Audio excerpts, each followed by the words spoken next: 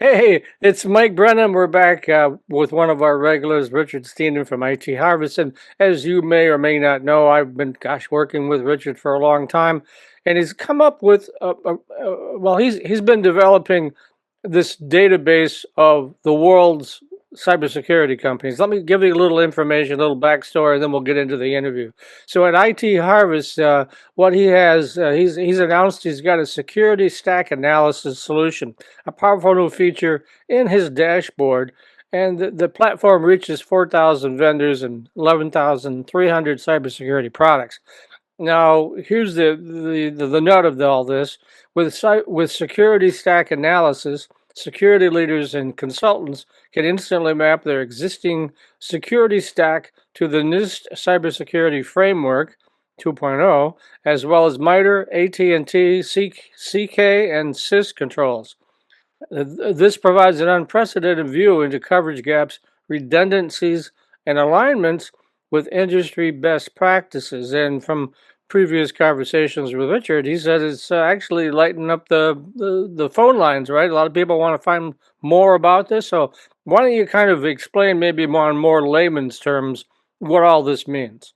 Yeah, sure. And it's only slowly that we realized the value of what we had, because when we initially ingested the 11,000 cybersecurity products, we mapped them to MITRE ATT&CK. And MITRE ATT&CK is kind of the process step by step that an attacker uses to get into a network. So MITRE identifies those, kind of replace the Lockheed Martin cyber kill chain, and so it just itemizes all the different things. And then, of course, there's got to be controls to prevent each of those things. So each for reconnaissance and for establishing initial foothold and spreading across the network, all that good stuff. And it was leveraging the powers of very, very intelligent large language models. You can map any product to MITRE ATT&CK or NIST for that matter. Um, and it turns out that that is of very high interest to large security departments because they've got tons of products. So I've seen research that says the average is around 75 to 80 products in a large organization, say a bank or something. But I've talked to large banks that have 750 products. So they have this constant pressure to, ask the question, do we have any that we don't need anymore? We shouldn't be paying for all these products. We'll save money by just not having to manage all the products and all the relationships with all of the vendors. So what has grown up is a very vibrant consulting service that you can get from any of the big five consultants. Any of your system integrators will come in, and for a very large fee, we're talking hundreds of thousands of dollars, they will analyze your existing portfolio of cybersecurity products, and they'll map it to the framework of your choice. And here in the U.S., NIST has the cybersecurity framework in its second edition, and that's the one that's most commonly used. But there are others: CIS, MITRE ATT&CK. You could even say ISO requirements. So that process takes a really long time, right? You got to look at every single product. You got to map it initially, and we've already done that. Keep in mind. So we were already getting tons of interest from people that wanted access to our data so they could instantly map any product to these frameworks and then create these matrices and charts. So what we were announcing on Monday is that we just made that all automatic.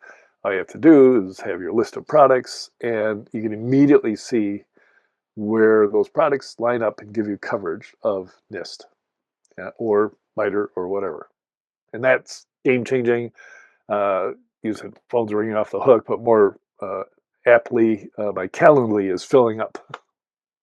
Yeah. So, what would be the sweet spot? I mean, you're mentioning different types of, banks and things like that.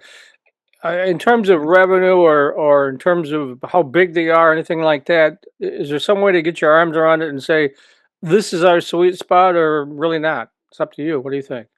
Yeah, it is. I think that, I mean, we're getting tons of interest from companies as small as 1,000 people that don't have big security teams.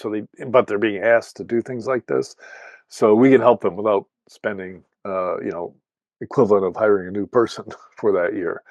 But I think the sweet spot is going to be the global 2000, right, who are going to need these types of services. But the global 2000, maybe the people involved in that are only 20 or 30 in the team.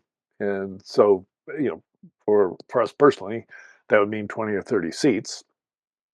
So we need a bigger base than 2000. And that's why, all the other reasons to buy access to the dashboard are there, right? It's researching new companies, finding solutions that meet your needs, asking our AI questions about your current stack versus what you'd like to move to.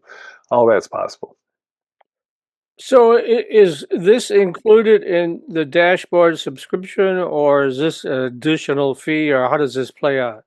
It's just an additional function. Let me quickly show it to you. This is kind of dashboard. And on the side here are all of our capabilities: vendor search, product search, funding search, feeds, competitors, and then we've got stacks. So it's just a new feature, just added into the left hand of the menu. And the stacks are just so cool, blow you away. And you can see that we're progressing in our user interface design. So I've got multiple stacks, as you might if you were a department managing, different business units, something like that.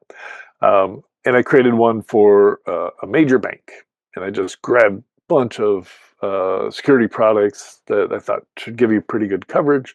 I came up with 17. Now, mind you, to get 100% coverage of NIST, I've determined you need between 33 and 45 products to get all that coverage. So, this is half of what you actually need, but I didn't want to show 100% coverage.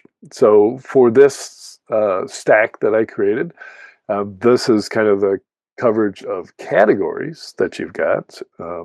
And then this is where the vendors that produce those products come from. So 82% US based, 12% Israel, and then a security score based on the reliability and risk of working with any one vendor. But then you can dive in. This is the coolest thing. This is the MITRE framework highlighted. I'm not going to go into each of those controls that it manages. And then the NIST. And this is what the NIST cybersecurity framework breaks down into these pillars of govern, identify, protect, detect, recover, and respond. And where we see the colored dots is where the stack has coverage. So you can see in the identify asset management, this is not identity, remember IAM, this is just identify and keep track of your assets. You've got coverage from 1, 2, 3, 4, 4 different areas and subcategories, and by 2 products in that one and 3 products in that one. But here's a gap. Systems, hardware, software, services, and data are managed throughout their life cycle. So you don't have any life cycle tracking capability of your products. And I could go deep into this, but you'd see the things that have lots of dots are the things you've got a lot of overlap, and maybe go back and look at that and see if there's some redundancy that could save you some money. And then you'll see the coverage is 43% in protect and 70% in detect. So just real quick, that's exactly what it looks like. And tremendous value, getting a lot of interest about that, and a lot of feedback. Immediately people are saying, oh, it'd be nice if you could do this. Like, can you create a report? Because I don't want to look at all of these things. I just want to know, are we in good shape or not? Mm, I don't know if you want to discuss pricing or not, or Of you just course, want yeah. to. Yeah. So, we are a traditional SaaS. So the $17,800 a seat. So that's a license for a year. And it's much better to start knowing that. And it's right on our website. If you go to dashboard.itharvest.com and scroll down, you'll see the pricing.